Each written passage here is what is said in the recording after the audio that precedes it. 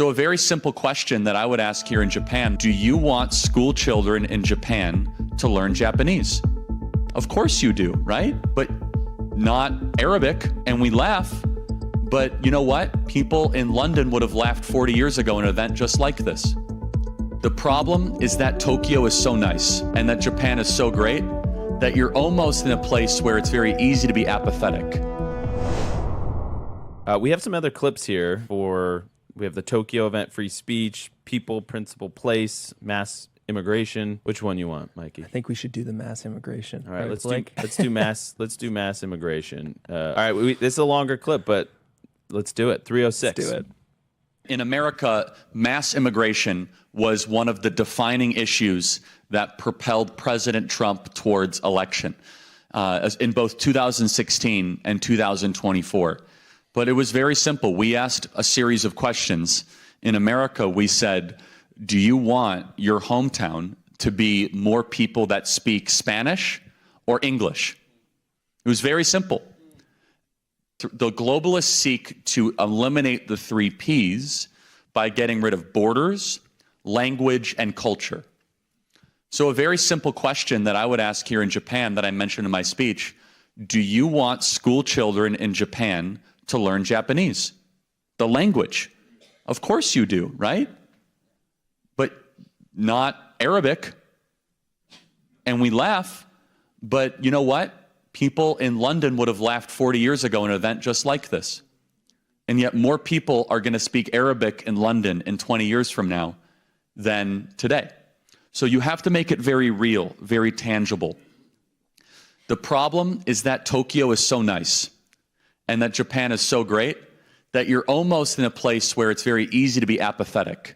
Oh, this will never happen here. We've stood the test of time.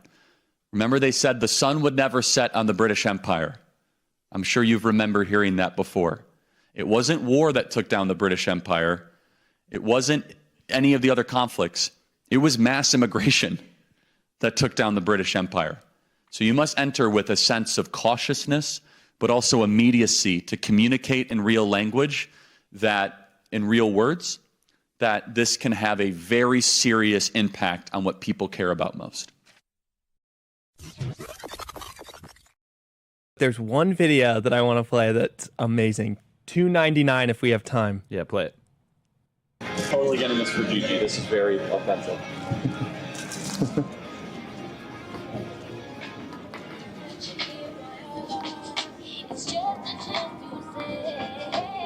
Totally getting this for Gigi.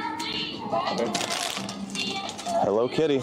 Blake, was that Hello, the Don Kitty. Koto? Was that the one that you took us into? Yeah.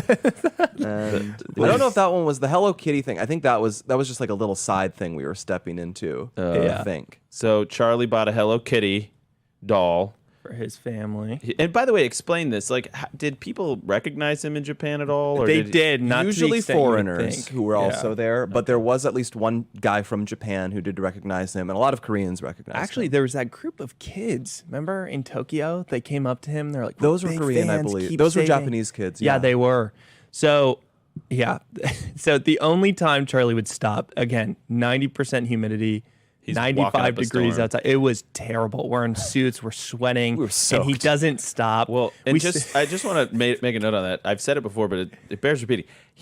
When I first started working with Charlie, he would run like 7 or 10 miles in Yeah. a day. Yeah. And then eventually hurt his back. Now and he so would walk. it would just walk. So he would do these long walks, and he would walk fast. He walked very fast. He had very long legs. So the only time he would stop was if it was at the coffee shop, which we went to, Blake, or if it was to get a gift for his family, which you saw in that last clip.